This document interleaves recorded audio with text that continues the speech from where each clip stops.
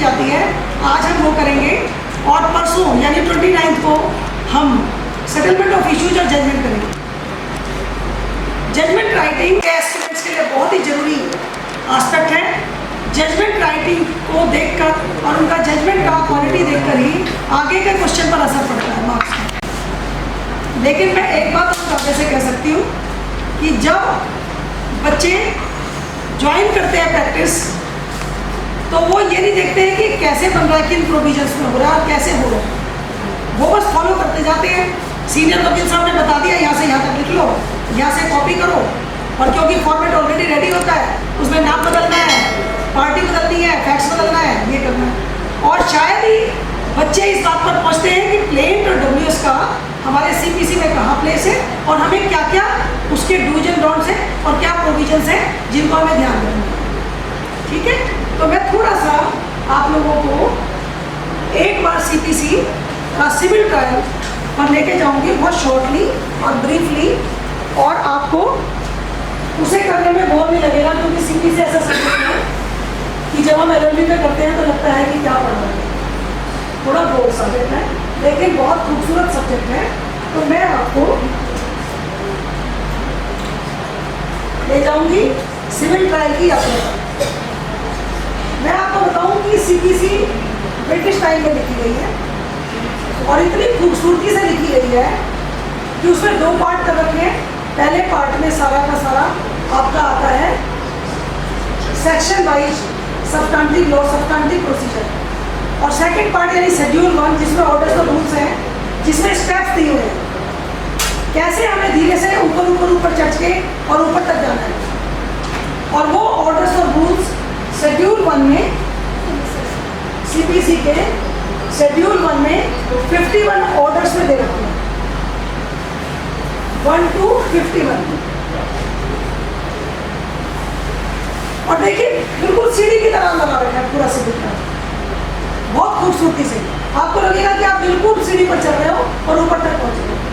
देखिए जब लिटिगेशन होती है, सिविल ट्रायल वहीं पे जहाँ सिविल नेचर का मैटर, सिविल नेचर का मैटर जो है वो दो पार्टीज के बीच में या दो से ज़्यादा पार्टीज के बीच में होता है। यानी हमें सबसे पहले क्या चाहिए, पार्टीज। लिटिगेशन के लिए कोई लड़ने जाएगा तो पार्टीज चाहिए, तो ऑर्डर 1 में पार्टीज के बारे में बात करते हैं। पार्टीज कौन कौन सी होगी, प्लेंटिव जो प्लेंट लगा रहा है, जो कोर्ट के आगे अर्जी लगा रहा है, मेरे साथ ये प्रॉब्लम हो गई, कृपया करके मुझे ये लिख दिलाओ, मेरा ये राइट इन्फ्रिंज हो गया, फलाने किया है और मुझे ये रिलीफ चाहिए। तो बेसिकली प्लेंट जो होती है दैट इज ए चिट्ठी टू दी कोर्ट। जैसे हम 6ठी क्लास में लीव एप्लीकेशन लिखते थे प्रिंसिपल को कि I am sick, I am not able to come to the school, kindly grant me. उसका एक फॉर्मेट होता है टू दी प्रिंसिपल, 6ठी क्लास में सिखाते हैं सब्जेक्ट, उसके बाद सर, उसके बाद सारी बातें, फिर नीचे प्रेयर कि कृपया मुझे एक दिन की छुट्टी दे दी जाए, उसके बाद आपका नाम। ठीक है, प्लेन बिल्कुल सेम चीज़ है, 6ठी क्लास की चिट्ठी आप करोगे तो वही है। तो यहाँ देखिए सबसे पहले पार्टी जाती है, तो चिट्ठी जो लगा रहा है उसको कहते हैं प्लेंटिव, और जो उसका जवाब देगा वो होगा डिफेंडेंट, दो पार्टी। इस पूरे के पूरे रूल में सिर्फ एक ही, इस पूरे के पूरे ऑर्डर में सिर्फ एक ही रूल इंपॉर्टेंट है, वो है रूल 10। ऑर्डर 1 रूल 10 आपने बहुत बार सुना होगा अपने सीनियर एडवोकेट से, 110 की एप्लीकेशन लगा दी, राइट। तो ये 110 जो है ऑर्डर 1 रूल 10 है, जो पार्टीज अमेंड करने की बात करता है कि हमने एक बार जो पार्टीज बना दी, मिनिमम पार्टी स्ट्राइक कर दी, उसमें अगर कोई अमेंडमेंट करना है, कोई पार्टी स्ट्राइक करनी है, कोई पार्टी ऐड करनी है, किसी का नाम बदलना है, किसी का एड्रेस बदलना है, तो 110 की एप्लीकेशन लगेगी। 110 की एप्लीकेशन का भी वही है सफिशिएंट कॉस्ट के लिए। हम सफिशिएंट कॉस्ट दिखाएंगे क्यों नहीं हम कर सके, क्यों हमारे से सही नहीं हुआ, कैसे हमारे को गलत हो गया, या हमारे को कैसे अमेंडमेंट की जरूरत है। हमें पूरी सीपीसी सफिशिएंट कॉस्ट मेरी पर डिपेंड करती है। कोई भी प्रॉब्लम हो जाए, कोर्ट के सामने अर्जी लगाइए, बताइए सफिशिएंट कॉज है, court comes to the conclusion you have a sufficient cause, court will grant as per the provisions of law. तो ये ऑर्डर 1 रूल 10 जो है, ऑर्डर 1 का सिर्फ पार्टीज का एक इंपॉर्टेंट पार्ट है। ऑर्डर 2 में जब हम जाते हैं, अब ये जो प्लेंटिव है ये क्या मांगना चाह रहा है, कोर्ट के पास आया, कुछ मांगने आया, तो ऑर्डर 2 रिलीफ की बात करता है। रिलीफ एंड क्लेम्स, उसने क्या क्लेम मांगा है, और इसमें सिर्फ एक रूल इंपॉर्टेंट है, वो है ऑर्डर रूल 2, ऑर्डर 2 रूल 2। ये रूल क्या कहता है कि आपको जितने भी क्लेम आपके सूट पे बनते हैं, जितने भी रिलीफ आपको चाहिए, वो सारे के सारे आपको डालने हैं। अगर आपने कोई छोड़ दिया, रिक्वेस्ट माना जाएगा, यानी आप उसके लिए दोबारा से फ्रेश सूट नहीं डाल सकते हो। मान लीजिए आपका लैंडलॉर्ड टेनेंट डिस्प्यूट है, किराया भी पेंडिंग था, आपने खाली कह दिया एविक्शन का और आपने किराए की बात नहीं करी, तो किराया बाद में नहीं मांग सकते। तो ऑर्डर 2 रूल 2 सिर्फ एक रिलीफ और क्लेम की बात करता है। ये कहता है कि सारे रिलीफ और क्लेम डाल दो एक ही क्लेम में, नहीं तो ये रिलीफ मांगे जाएंगे। अब हम ऑर्डर 3 पर जाएंगे। ऑर्डर 3 ऑर्डर 1 का ही भाई है। ये ऑथोराइज रिप्रेजेंटेटिव और प्लीडर्स की बात करता है। पार्टी जब खुद नहीं आ सकती है तो ऑथोराइज रिप्रेजेंटेटिव के थ्रू आ सकती है और प्लीडर के थ्रू आ सकती है। इसमें खाली वही सारा मजा बताया गया है, ऑथोराइज रिप्रेजेंटेटिव कौन हो सकता है और प्लीडर कौन होगा। ऑर्डर 4 जो है, जब ये दोनों पार्टी डिसाइड हो गई, इनका रिलीफ और क्लेम भी हमें पता चल जाए, तो अब हम सूट फाइल करने जाएंगे। Order 4 talks about the frame of suit. Frame of suit, suit का ये कहता है खाली कि अगर आपने प्लेट फाइल कर दी, रजिस्टर कर दी, तो आपका सूट फाइल हो गया। ये सारी चीजें हमारी प्लेंट राइटिंग में, डब्ल्यूएस राइटिंग में काम आएंगी, इसलिए मैं यहाँ पर बताऊंगी कि हमारा प्लेंट में ये सारी चीजें क्यों नहीं लेंगे। Plaint is nothing but A format, अपनी बात को कहने का कोर्ट के सामने, और उसको प्लेंट का बिल्कुल मैथमेटिकल एनालिसिस है, बिल्कुल मैथमेटिकल फॉर्मेट है। अगर आपने 5 तक के लाइनें बिल्कुल सही लिख दी तो 5 नंबर, अगर आपने पूरी 10 लाइनें सही लिख दी तो 10 नंबर, अगर 40 नंबर का क्वेश्चन है और आपने पूरा का पूरा बिल्कुल फिट लिख दिया तो पूरे 40 नंबर उसमें कटने का कोई मतलब नहीं, राइट। तो ये वाला क्वेश्चन जुडिशरी वाले बच्चों के लिए जो पढ़ना चाहते हैं स्टेट में, सबसे बढ़िया, सबसे आसान और सबसे सस्ता, ज़्यादा दिमाग नहीं मारना। सीपीसी की ड्यूटी ये है, प्लेन राइटिंग के लिए फॉर्मेट दे रखा है अपेंडिक्स ए में। इंग्लिश जितना भी लॉ आपको मिलेगा उसमें एक ब्यूटी है कि उन्होंने सब चीज़ें बिल्कुल सेट दे रखी है ताकि कहीं कोई कंफ्यूजन ना रहे। इधर आपको पहले लॉ दे रखे हैं, उसके बाद उन्होंने प्रोसीजर दे रखा है स्टेप बाई, उसके बाद उन्होंने फॉर्मेट भी दे रखी है ताकि कहीं कोई गलती नहीं हो। आपने देखा होगा सुप्रीम कोर्ट में और हाई कोर्ट में डिफेक्ट में चले जाता है, आपने डिफेक्ट पर बहुत सुना होगा। तो अगर आपका ये परफेक्शन है इस चीज़ पर, तो आपका डिफेक्ट में नहीं जाएगा। डिफेक्ट में जाने में केस डिले हो जाता है, बहुत सारी प्रॉब्लम्स आ जाती हैं, वहाँ पे लाइन में लग जाता है और एक इम्प्रेशन जाता है कि इस वकील को ज़्यादा कुछ नहीं आता। डिफेक्ट में गया मतलब बढ़िया वकील नहीं है, ठीक है। और जज अगर प्लेंट को, जज जुडिशरी में क्यों प्लेंट रखी हुई है, क्योंकि प्लेंट की स्क्रूटनी सबसे पहले जज के सामने आएगी। और मैं आपको प्लेंट कराते हुए बताऊंगी कि जज को ये प्लेंट राइटिंग और डब्ल्यूएस राइटिंग का सवाल क्यों आता है। डीजीएस में नहीं आता है, दिल्ली जुडिशरी में नहीं आता, बिकॉज दिल्ली जुडिशरी में केस बेस्ड दर्ज होता है आपका जो मेन सब, लेकिन वहाँ वो प्रोसीजर सब्सटेंटिव सारा देखते हैं।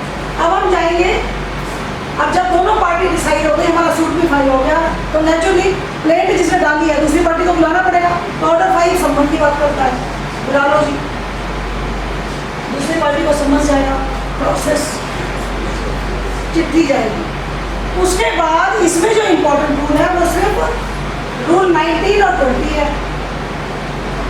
ये क्या कहते हैं, अगर ऑर्डरली प्रोसेस नहीं जा सकता है रजिस्टर्ड कोर्ट से, इससे सर्विस नहीं हो रही है, तो आप सब्स्टिट्यूटेड सर्विस करोगे, अप्लीकेशन कर दोगे, चिपका दोगे, वीटो ड्रम कराओगे, ये सारी चीज़ें हैं। तो यहाँ सिर्फ एक रूल इम्पोर्टेंट है इसमें, 19 और 20। अब आप देखिए, ये हमारा हो गया सारी कहानी कि हमें क्या पार्टी है, क्या ये सब हो गया। अब हम आ गए हैं कोर्ट में, ऑर्डर 6, ऑर्डर 7, ऑर्डर 8। ये जो ग्रुप है, this group is of the pleadings.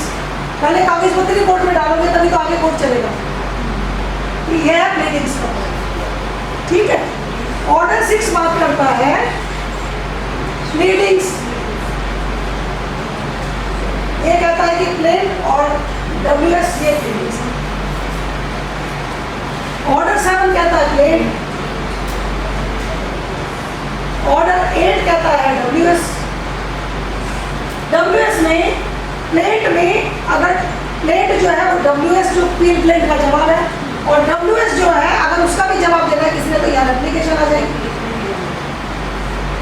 एक जजमेंट के थ्रू, सुप्रीम कोर्ट की जजमेंट के थ्रू रेप्लिकेशन को प्लीडिंग का पार्ट माना हुआ है। CPC में नहीं है रेप्लिकेशन, केस लॉ में है, लॉ में नहीं है, केस लॉ के through replication is also part of pleading. अब आप देखिए WS में सेट ऑफ और काउंटर क्लेम आ सकता है। 3 लाख का सूट डाला किसी ने, मैंने 3 लाख का सामान इसको दिया था, इसने मुझे 6 लाख का सामान दिया था, 3 लाख दिया, 3 लाख रह गया उससे। दूसरी पार्टी कह सकती है कि इसने 3 लाख रह गए, मेरे तो इसके ऊपर 5 लाख रह गए इसी ट्रांजेक्शन में, या 3 लाख मेरे भी रहते थे तो वो सेट ऑफ करा लेगा, मेरे सेट ऑफ कर दो जी। अगर वो कहेगा मेरे तो 6 लाख रहते हैं तो काउंटर क्लेम डालेगा। तो ये सेट ऑफ और काउंटर क्लेम जो है वो एक तरह की डिफेंडेंट की प्लेंट है, यानी यहाँ 2 प्लेंट चलेगी, एक प्लेंटिफ की प्लेंट और दूसरी डिफेंडेंट की प्लेंट। वो अलग सूट नहीं डाल सकता। अगर वो ट्रांजैक्शन में उसने प्लेंट में कोई चीज़ आई है और उसका जवाब WS में दिया है और वो उसी का पार्ट ऑफ ट्रांजैक्शन है तो उसे उसी में सेट ऑफ और काउंटर क्लेम डालना पड़ेगा। हालांकि वो क्रॉस सूट कहा जाएगा, ये जो दोनों हैं ये क्रॉस सूट कहे जाएंगे। और क्रॉस सूट का मतलब ये है कि for the purpose of pleadings, for the purpose of trial, ये सेट ऑफ और काउंटर क्लेम प्लेंटिफ माना जाएगा इसमें डिफेंडेंट, यानी प्लेंटिफ वाले प्लेंट के सारे रूल रखेंगे। ठीक है, अब आप ये देखिए कितनी खूबसूरत मैथमेटिकल स्टेटमेंट हो गई। Pleading is equal to plaint plus replication plus WS plus set off and counter claim. एक सेकेंड, जो डिपेंडेंट है वो रेप्लिकेशन का फर्दर रिप्लाई दे सकता है? नहीं, ऐसे तो कभी भी कहानी बंद नहीं होगी। वो कहेगा कि मैंने ये कहा था कि अभी मैं जब आपको प्लेंट के प्रोविजन बताऊंगी और WS के प्रोविजन बताऊंगी तो आपको पता चलेगा कि रेप्लिकेशन का रेप्लिकेशन क्यों नहीं हो सकता। राइट, CPC ने बिल्कुल क्लियरली उसको डिफाइन कर रखा है ऑर्डर 6 में, ऑर्डर 7 में, ऑर्डर 8 में कि हम क्यों नहीं करेंगे, वो आपको उससे पता चलेगा। राइट, WS का काउंटर क्लेम का रिप्लाई इसलिए होगा, रेप्लिकेशन इसलिए होता है क्योंकि WS ने न्यू फैक्ट्स दिया जवाब में। अगर न्यू फैक्ट्स आएंगे तो उसका रेप्लिकेशन देगा।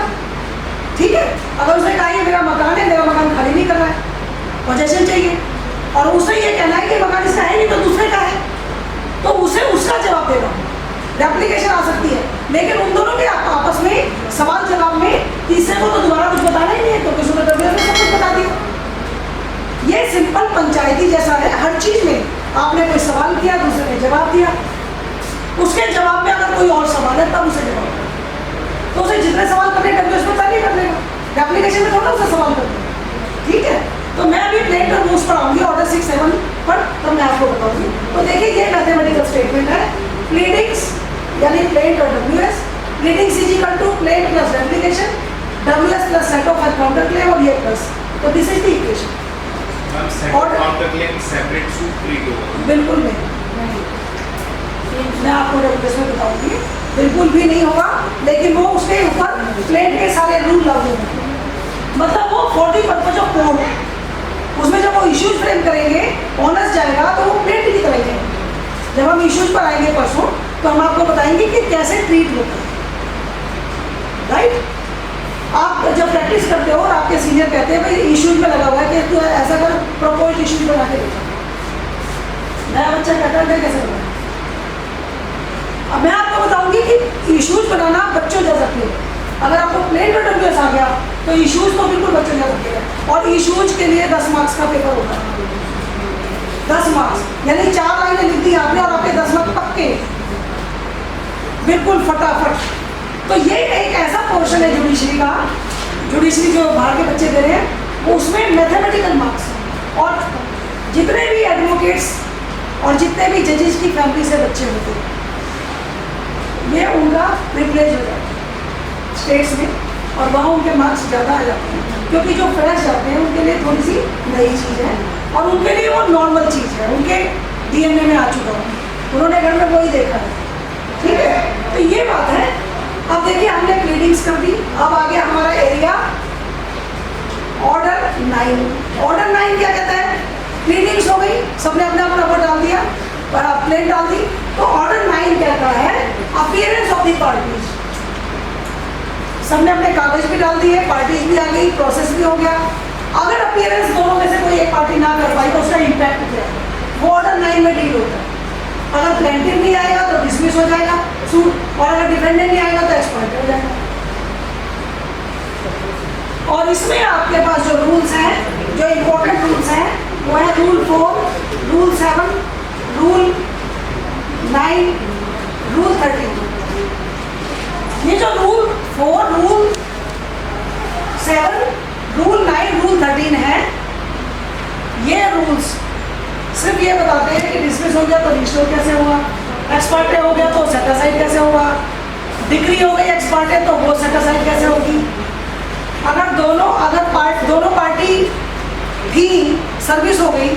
रूल 4 और रूल 9 में सिर्फ इतना फर्क है कि अगर इसमें दूसरी पार्टी सर्व होने से पहले डिसमिस हो गया तो रूल 4, दूसरी पार्टी आ गई और तब डिसमिस हो गया तो रूल 9। तो ये दोनों बहन भाई हैं, 4 और 9, ठीक है। साथ में ये है कि अगर ऑर्डर सेटासाइड होना है एक्सपर्टे तो ऑर्डर, अगर डिक्री हो चुकी तो डिक्री सेटासाइड होनी है। तो ये भी भाई भाई है, राइट। तो यहाँ हम देखेंगे order 9 talks about effect of non appearance of one of the party, जबकि ट्रायल शुरू हो चुका, दोनों ने अपने कागज लगा दिए, दोनों की सर्विस हो गई, दोनों आगे चल रहे हैं और बीच में छुट्टी कर दी किसी ने। तो स्ट्रिक्ट रूल बनाया हुआ है ताकि तुम्हारा सूट खत्म हो जाएगा या तुम एक्सपर्ट हो जाओगे, राइट।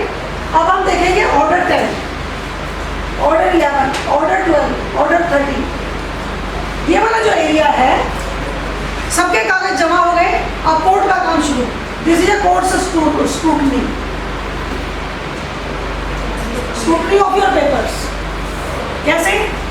कोर्ट ये देखना चाहेगा कौन सी पार्टी सच बोल रही है, कितना बोल रही है, वो बेसिकली इनका डिस्प्यूट है भी कि नहीं है, और है तो कितना है, राइट। तो कोर्ट इंजीनियर की तरह सारा का सारा टेबल पर बिछा देता है प्लीडिंग्स को, डॉक्यूमेंट्स को, और वो पहले एग्जामिनेशन करता है 10 मिनट पार्टीज की। क्या कहना चाह रहे हो? कोई झगड़ा है भी कि नहीं? झगड़ा तुम्हें नजर आ रहा है, हो सकता हो ही नहीं। 11 में वो डॉक्यूमेंट्स की स्क्रूटनी करता है, एडमिशन ट्रायल, मान रहे हो कि नहीं मान रहे हो? अगर मान लिया तो कहानी खत्म।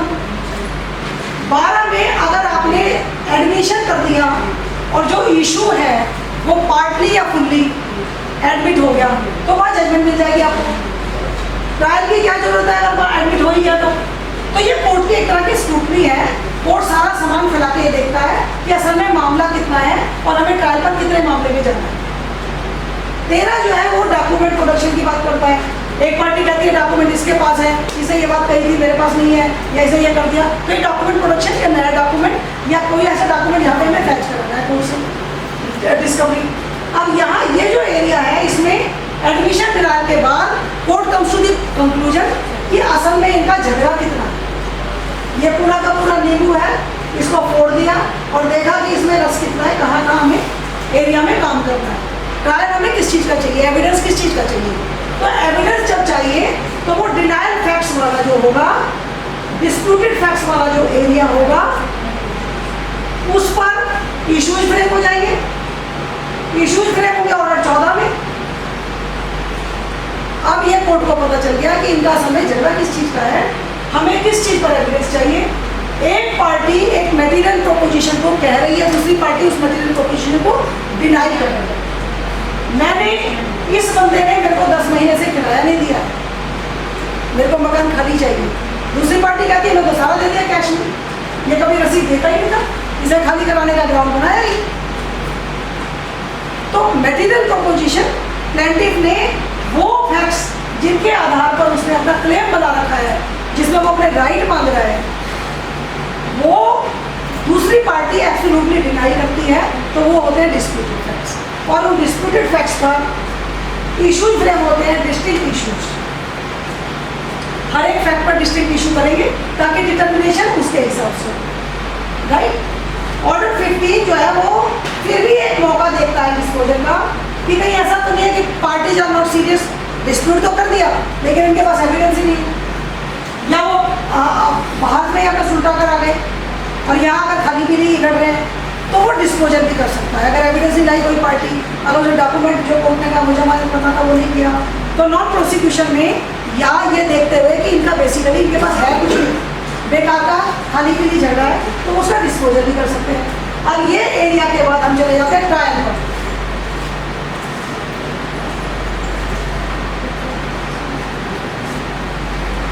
अब देखिए, अब हम आते हैं ट्रायल पर। जब हमें ये पता चल गया झगड़ा क्या है, पॉइंट्स क्या है, पॉइंट ऑफ डिटर्मिनेशन क्या है, तो ट्रायल जो है उसमें order 16, order 17, order 18, order 19, this is a trial पर। 16 कहता है गवाह, ऑकुलर एविडेंस।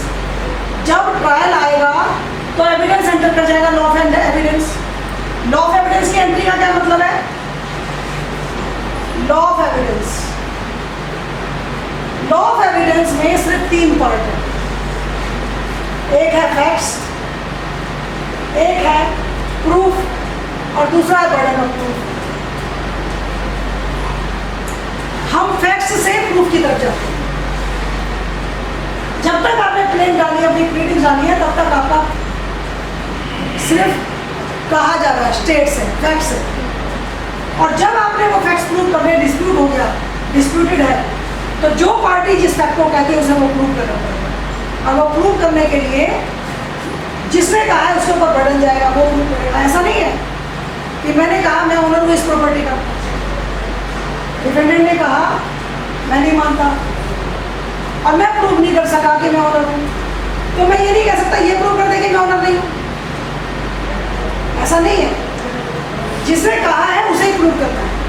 ऐसे तो लड़ाई कभी खत्म नहीं होगी। जैसे बच्चे कहते हैं ये झूठ बोल रहा है, तो ये बता देना ये सच बोल रहा है। ऐसा नहीं होता है ट्रायल में। ट्रायल बहुत ब्यूटीफुली ड्रॉ होता है, जो कह रहा है उसे प्रूव करना है। और ये ऑकुलर एविडेंस या डॉक्यूमेंट्री एविडेंस हम प्रूफ कहाँ से करेंगे? 2 तरह के एविडेंस है, या तो ऑकुलर एविडेंस देंगे या हम डॉक्यूमेंट्री एविडेंस देंगे। एंड लॉ ऑफ एविडेंस में डेफिनेशन एविडेंस की देखोगे तो या तो वो स्टेटमेंट्स है जो कर देती है, या वो डॉक्यूमेंट है जो पेश करते हो, साथ में इलेक्ट्रॉनिक एविडेंस। एविडेंस की डेफिनेशन सिर्फ इतनी है।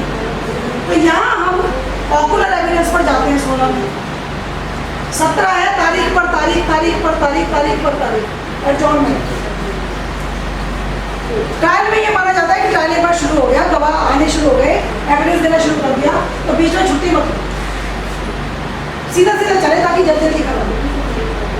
ठीक है, लेकिन अगर डेट देनी पड़े तो डेट के क्या रूल्स हैं? वो बीच में तारीख पर तारीख आ गया एडजॉर्नमेंट।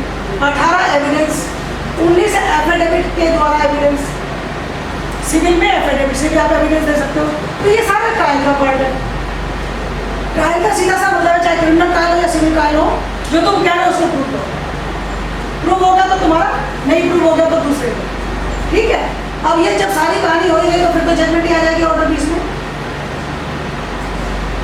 देखिए कितनी सुंदर सीढ़ी है। प्लेन से चले, हमने अपनी चिट्ठी लगाई कोर्ट को, मेरे साथ ये प्रॉब्लम कर दी है दी ने और मेरे को ये चाहिए। फिर हम ऊपर पार्टी ने, फिर हम ऊपर गए ऊपर गए ऊपर गए ऊपर गए और हम पहुँच गए जजमेंट तक। तो 20 जजमेंट है। 21 जो है वो आपकी एग्जीक्यूशन है। अब आपने सब कुछ तो प्राप्त कर लिया, लेकिन आपको डिग्री भी मिल गई मकान खाली करने की, और खाली करने के लिए फिर क्या करना पड़ेगा? ऑर्डर 21 पे जाना पड़ेगा, एग्जीक्यूशन। ऑर्डर 22 कहता है कि अगर किसी पार्टी की डेथ हो जाए तो उसके अलार्स लाने हैं। ऑर्डर 23 कहता है कि अगर समझौता हो जाए तो विड्रॉल और डिस्पोजल हो जाएगा। ऑर्डर 24 एंड 25 जो है वो इंटरेस्ट और कॉस्ट की बात करता है, कोई पेमेंट देनी है कोर्ट में।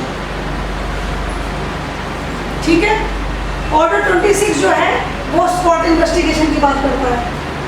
क्रिमिनल में स्पॉट इन्वेस्टिगेशन इन्वेस्टिगेटिंग ऑफिसर करता है, और यहाँ पर हम कमीशन अपॉइंट कर देते हैं। तो ये ऑर्डर 26 कमीशन के लिए है। पार्टी नहीं आ सकती है, वहाँ कर दिया। स्पॉट देखना जरूरी है, वहाँ पे कमीशन भेज दिया। ऑर्डर 27 से लेकर ऑर्डर 35 तक, 36 तक डिफरेंट तरह के सूट हैं। इंडिजेंट पर्सन का है, माइनर के द्वारा है, ट्रस्ट के द्वारा है, गवर्नमेंट के द्वारा है, फॉर्म ऑफ ऑफिस के द्वारा है, राइट। ये सारी जो बाहर नहीं है ये अदर तरह के सूट है जो जिसमें पार्टी नहीं है, दूसरी पार्टी है उसमें। 37 और 38 समरी प्रोसीजर की बात करता है, समरी प्रोसीजर। ऑर्डर 39 तो हर एक को ही पता है, स्टे की बात करता है। 40 जो है वो रिसीवर की बात करता है,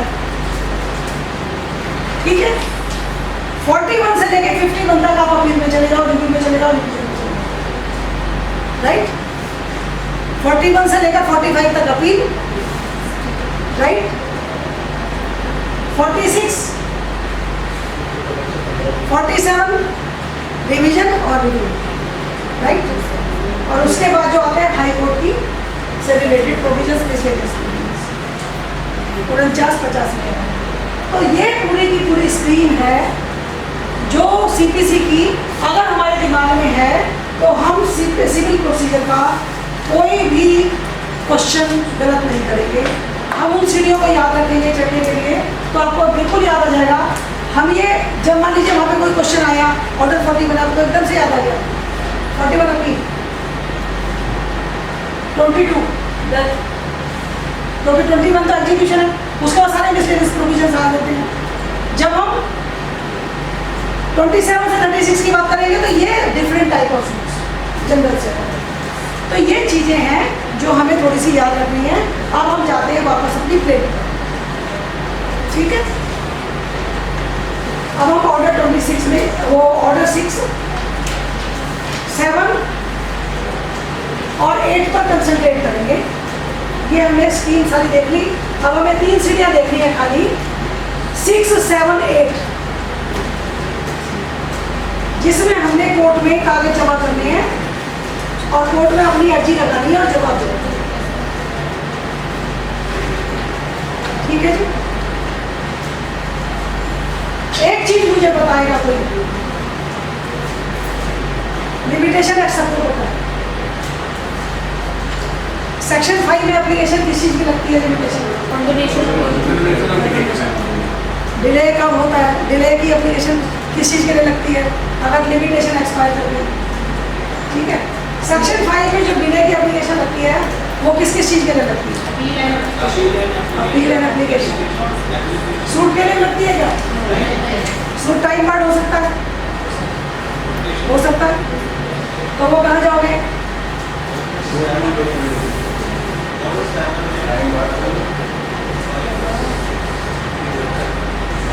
कुछ कुछ पहुंच रहे हो।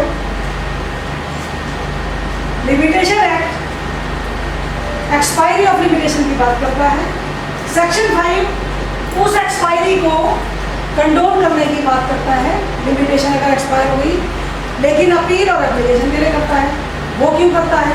क्योंकि अपील और एप्लीकेशन के लिए आपके पास समय बहुत कम होता है, 30 से 90 दिन। तो वो ये मान के चलते हैं कि 30 से 90 दिन के बीच में आपको कोई दिक्कत हो सकती है। लेकिन सूट के लिए आपके पास जो लिमिटेशन पीरियड है 1 साल, 3 साल, 12 साल, 30 साल, तो दिक्कतें होंगी। अगर कितने साल हो जाएंगे, कितने दिन की हो जाएगी? मुझे बुखार था जी, मैं नहीं आ सका, मेरे वकील ने मेरे को सही टाइम पे बताया नहीं, मेरा केस फाइल हो गया, मेरा केस डिसाइड हो गया। चलो अपील एप्लीकेशन पर चलता है बात, लेकिन 30 दिन 90 दिन के बीच में प्रॉब्लम्स आ सकती हैं। जो पीरियड ऑफ लिमिटेशन है ज़्यादातर सारे सूट का 3 साल है। प्रॉपर्टी रिलेटेड जो सूट हैं उनमें 12 साल है। मॉर्टगेज वगैरह ये जो चीज़ें हैं उनमें 30 साल है, कम सूट्स में, राइट। कुछ ऐसे सूट हैं हल्के फुल्के से जिनका 1 साल, तो भी आप 1 साल में कितनी प्रॉब्लम्स होंगी आपकी, आप लिमिटेशन पर नहीं आ सकते। अगर सूट में लिमिटेशन आपकी एक्सपायर कर गई तो आपको जो हेल्प मिलेगी वो सिर्फ ऑर्डर 7 रूल 6 की मिलेगी। ऐसे मत बोलना 5 या 6 या 7, राइट। ऑर्डर 6 में क्या कहता है कि अगर आपकी सूट की लिमिटेशन एक्सपायर कर रही है तो आपको अपनी प्लेंट में, ऑर्डर 7 किसके बारे में बात कर रहा था? प्लेंट। तो नेचुरली प्लेंट में कोई ना कोई कहानी सुना रहा है, प्लेंट में कोई ना कोई डूज एंड डोंट्स हैं। जब order 7 talks about plaint only, तो रूल 6 जो है वो प्लेट की निस्बत है। ये बता रहा है कि अगर शूट आपका टाइम बाउंड हो जाए तो ऑर्डर 6 में आपको ग्राउंड डाल सकते हो प्लेट के अंदर। वेस्ट ये भी सफिशिएंट कॉस्ट थियरी पर ही है। वो ग्राउंड आपको सफिशिएंट कॉस्ट बताना ही पड़ेगा, लेकिन